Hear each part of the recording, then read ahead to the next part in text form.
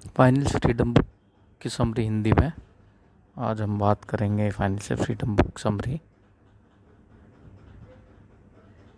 The financial freedom in 10 steps to take control of your money and your life. Hello दोस्तों, self growth में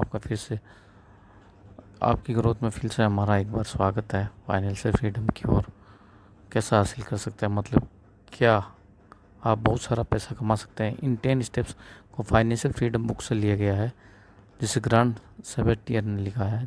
चलिए शुरुआत करते हैं। Understand where you are at. ये समझें कि आप आज जहाँ हैं, अगर वहाँ आपको ये नहीं पता कि आप आज कहाँ हैं, तो आप फाइनेंशियल फ्रीडम को अचीव नहीं कर सकते।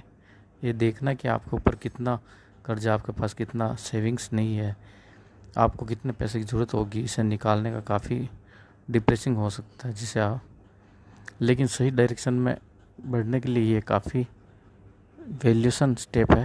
अपने सारे कर्जों की लिस्ट बनाएं। Student loan, car loan, credit loan, बाकी कर्जे जो आपके ऊपर, उन सब पैसों को मत भूलिए जो आपने अपने दोस्तों और फैमिली मेम्बर से लिए हैं।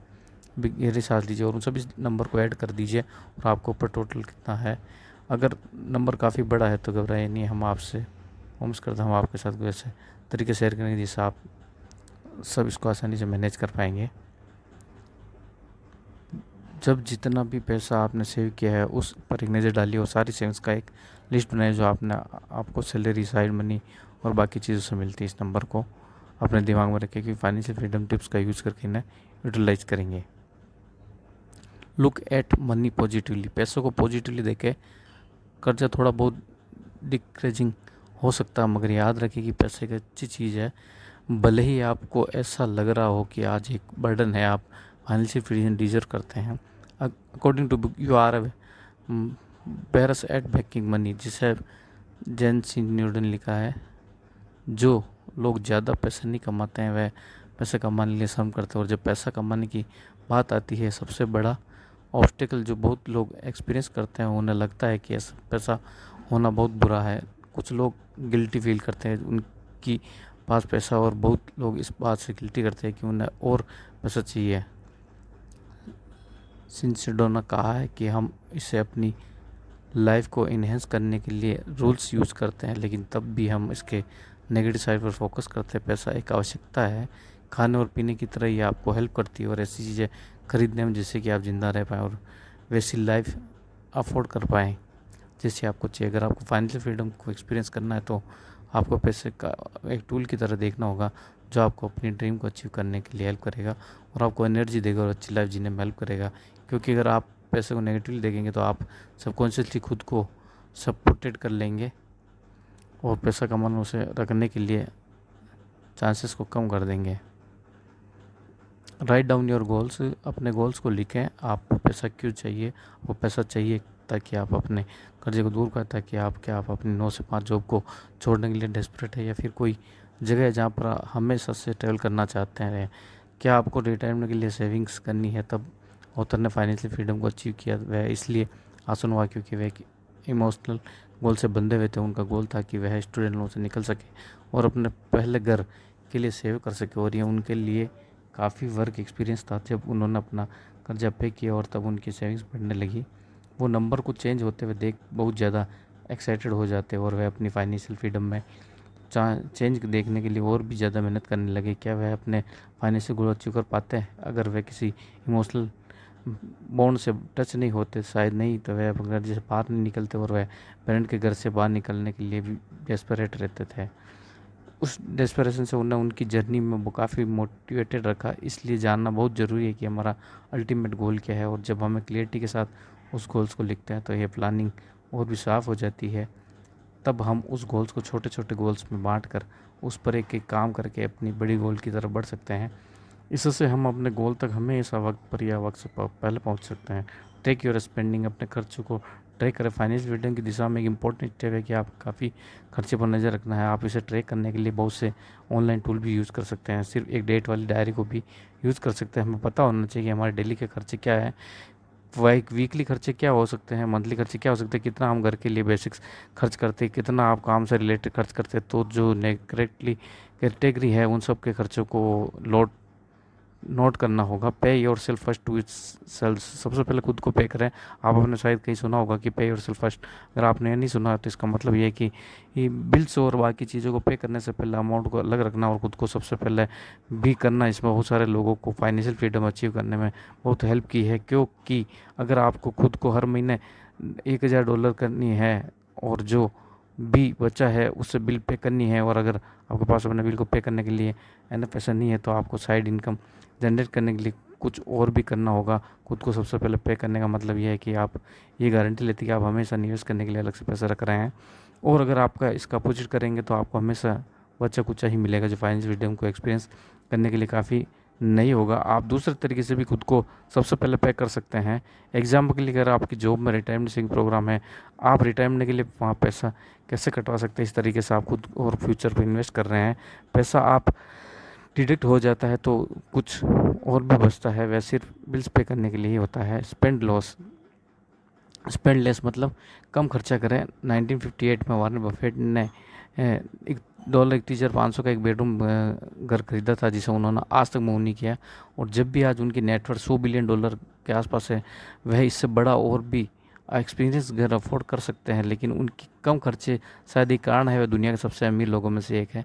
दूसरी साइड में क्या केन्या वेस्ट है, जो पैसे को खोने से नहीं डरते हैं। वह एक $20 मिलियन के घर में रहते हैं, और एक बार जब उन्होंने ऊपर $53 का कर्जा हो गया मिलियन का, तब उन्होंने ट्विटर पर मार्क जुकरबर्ग से $1 मिलियन मांगे। इन दोनों सक्सेसफुल लोगों के बीच डिफरेंस क्या है? मार्क जुकरबर्ग रोज एक ही बोरिंग टी शर्ट और जीन्स पहनते और कम चीज़ें खरीदना एक्चुअल में उनको रिच बनने में मदद करता है। Bye experience note things, ultimately जो चीज़ें आपको ज़्यादा फुलफिल लाइफ जीने में मदद करेगी वह आपके एक्सपीरियंस जो होंगे, ना कि वह चीज़ है जो आपके पास है। और जो चीज़ आप खरीद रहे हैं, क्या वह आपको लॉन्ग टर्म में कुछ कर रही है? तो कर्ज जो आपने महंगी चीज़ों को खरीद कर लिया है, क्या वह आपकी लाइफ को आसान बना रहा है? चलो कॉइन को फ्लिप करते हैं और देखते हैं कि आपकी सबसे बेस्ट मेमोरी कौन सी है। क्या आप कर रहे थे, आप इसके साथ हैं, चलो वैसे ही और मनी क्रिएट करते हैं। शायद आपकी कोई मेमोरी क्रिएट करते हैं, चाहे आपकी कोई दोस्त है जिसके साथ आपको वर्कआउट करना पसंद है, उन्हें घर पर वर्कआउट के लिए इनवाइट करें, या एक डेट जिसे आपको यादगार बनाना है। आप हमेशा से किसी स्पेशल जगह घूमना चाहते हैं, तो आप सालों से उसकी ड्रीम वेकेशन के लिए पैसे सेव कर रहे थे, बिना गिल्ट के साथ वेकेशन पर जाए, और आप इसके साथ कारण कर्ज में नहीं गए हैं, बल्कि आपने इसे अर्न किया है। और आप एक डिजिटल ट्रैवल बन सकते हैं और काम करते करते ही दुनिया भर में घूम सकते हैं। लाइव मोमेंट बनती है जिसमें सबसे बेस्ट मोमेंट्स फैमिली और फ्रेंड्स के साथ टाइम स्पेंड करने से बनते हैं। पे ऑफ डेप्ट, अपने कर्जे को पे कर रहे हैं। कुछ लोग आपको बोलेंगे कर्जा वापस करने के बजाय स्टॉक्स में पैसे इन्वेस्ट करना बेटर है। अगर आप एक एक्सपर्ट स्टॉक कीपर हैं तो यह आपके लिए सच हो सकता है, लेकिन अगर आप इससे पहले कभी स्टॉक्स में इन्वेस्ट नहीं किया तो आप और कर्जे में जा सकते हैं। बहुत सारे लोग अपने सेम फील करते हैं, तब वह अपना कर्जा वापस कर देते हैं और उन्हें रिलीफ फील होता है। अगर आप $50,000 के कर्जे में और आपके पास $30,000 बैंक में है, कैश है, तो आप खुद को फाइनेंशियल फ्री नहीं कर सकते। आप सभी को $20,000 कर्जे में ही हैं। हाँ, और किसी और को पे करना किसी बैंक में पैसे होने से ज़्यादा ग्लैमरस नहीं है, लेकिन यह है आपको फाइनेंशियल फ्रीडम के पास ज़रूर लेकर जा सकता है। यहाँ पर कर्जा पे करने को दो मेन मेथड, स्नोबॉल और अवेलेंची। स्नोबॉल ये तब है जब आप अपने सबसे छोटे कर्जे को सबसे पहले पे करते हैं, और जब आप कर्जे को सबसे हाई इंटरेस्ट रेट के साथ पे करते हैं तो उसे अवेलेंची कहते हैं। और आपको यह डिसाइड करना होगा कि आप के लिए सबसे बेस्ट क्या काम करना है। लेकिन जब वो तक कर्जे से फ्री होने के लिए काम कर रहे थे तो उन्होंने स्नोबॉल इफेक्ट का यूज किया था, और इसने भी और मोटिवेटर होने में हेल्प की। जैसे कि उन्होंने अपने पहले कर्जे को पे किया था, जो कि सिर्फ एक महीने का $1200 का क्रेडिट कार्ड का बिल था। उन्होंने अपनी कंपटीशन महसूस ही उन्हें अपना आप से, और उन्होंने अपने स्टूडेंट लोन को पे करने के लिए मोटिवेशन मिली। और तब से जब क्रेडिट की प्रॉब्लम नहीं थी तो ऑथर एवरेज से लगभग 3 गुना ज़्यादा पे करते थे। लगभग मिनिमम $300, और एंड में उन्हें केवल 3 साल लगे अपने स्टूडेंट लोन को पे करने में, जिसके लिए उन्होंने 9 साल दिए गए थे। एक बड़ा कर्जा पे करके आपको कंधों से काफ़ी सारी चीज़ें हट जाती है। कर्जा पे करने के लिए आप देखेंगे ये आपके बैंक अकाउंट में पैसे बढ़ते जा रहे हैं, और ये बहुत अच्छी वाली फीलिंग है उस नंबर को बढ़ते हुए देखना, और ये आपको मोटिवेट रखता था कि आप ग्रो करते रहें, create additional sources of income. इस पॉइंट में आप सोच रहे होंगे कि मेरा कर्जा मेरी सैलरी से ज़्यादा है, अगर मैं काफ़ी नहीं कमाता हूँ तो मैं इसे कैसे पे ऑफ कर सकता हूँ। अगर फाइनेंशियल फ्रीडम को लेकर सीरियस है तो आपको थोड़ा बहुत खून पसीना और आंसू बहाने पड़ेंगे। आप अपनी 9 से 5 जॉब को मत छोड़िए। उस केस में आपको एक स्टेप्स और बढ़ाने की ज़रूरत है। अपनी जॉब के अलावा अलग अलग तरीके से पैसे कमाने के लिए तरीके ढूंढिए, फ्रीलांसिंग भी कर सकते हैं। ज़रूरत है कुछ एक्सपर्ट टीम सर्च करने के लिए। आप अपनी इनकम सोर्स को दो तरीके से देख सकते हैं। एक्टिव इनकम जहाँ पर टाइम देकर पैसा कमाते हो, पैसिव इनकम जहाँ आप सोते सोते भी पैसा कमाते हैं। तो हम दोनों ऑप्शन को अपनी ओर रखिए और अचीव पैसिव इनकम की करिए। इनकम के लिए आपका नई जॉब ढूंढ सकते हैं जहाँ आपको ज़्यादा पैसे मिले। पैसिव इनकम के लिए आप अपने कोर्स को भी बेच सकते हैं ऑनलाइन, और ऑडियो बुक्स वगैरह प्रोडक्ट क्रिएट कर सकते हैं। इन्वेस्ट इन योर फ्यूचर में इन्वेस्ट करें सबसे पहले। लास्ट, फाइनेंशियल फ्रीडम टिप्स सबसे इंपॉर्टेंट है। चलो ये कहते हैं कि आपने इस एडवाइस को फॉलो किया और आप कर्जे से बाहर निकल गए और अपनी सेविंग्स को ग्रो कर लिया, ये काफ़ी होगा आपको अभी के लिए हेल्प करने के लिए। लेकिन तब क्या, जब अनएक्सपेक्टेड हो जाए, क्या आप उसके लिए तैयार है? बुरे दिनों के लिए पैसा रखना बहुत इंपॉर्टेंट है। रिटायरमेंट के लिए, या अगर आपको कुछ हो गया तो आपकी फैमिली दिक्कत में आ जाए, उसके लिए अगर आपके पास 9 to 5 जॉब है और अपनी कंपनी ही 9 to 5 जॉब है और अपनी कंपनी के लिए रिटर्न प्लान ऐड करने के लिए बोलिए और चेक करके आप ऑलरेडी आपके इसके लिए पैसे तो नहीं जा कर रहे हैं।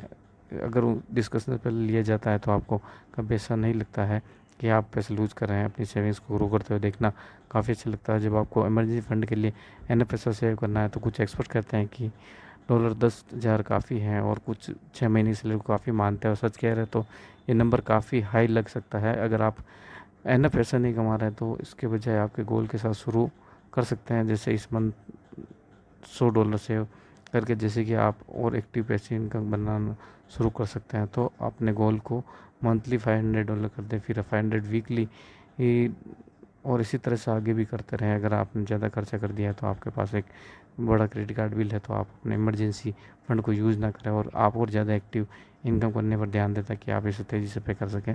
इमरजेंसी फंड सिर्फ इमरजेंसी के लिए है, जैसे कि आपके घर में अचानक से पेट गिर जाना है, कार एक्सीडेंट के लिए जिसके लिए आपको अपनी जेब से पैसे देना है, या फिर किसी हॉस्पिटल में विजिट करना जैसे बुरे वक्त, और रिटायरमेंट के लिए अलग से पैसा रखें। और आपके कम चांसेस है कि आप वापसी उसी जगह पर आ जाए जहाँ से अपने आपको शुरू किया था। तो 10 स्टेप्स है जो आपको फाइनेंशियल फ्रीडम की ओर ले जाते हैं। और ये बुक समरी आपको कैसे लगी, अच्छी लगी तो लाइक से सब्सक्राइब कीजिएगा। और ये बुक आपको परचेज करनी तो डिस्क्रिप्शन में लिंक दिया गया जहाँ का आप इसको बुक को परचेज कर सकते हैं। धन्यवाद दोस्तों।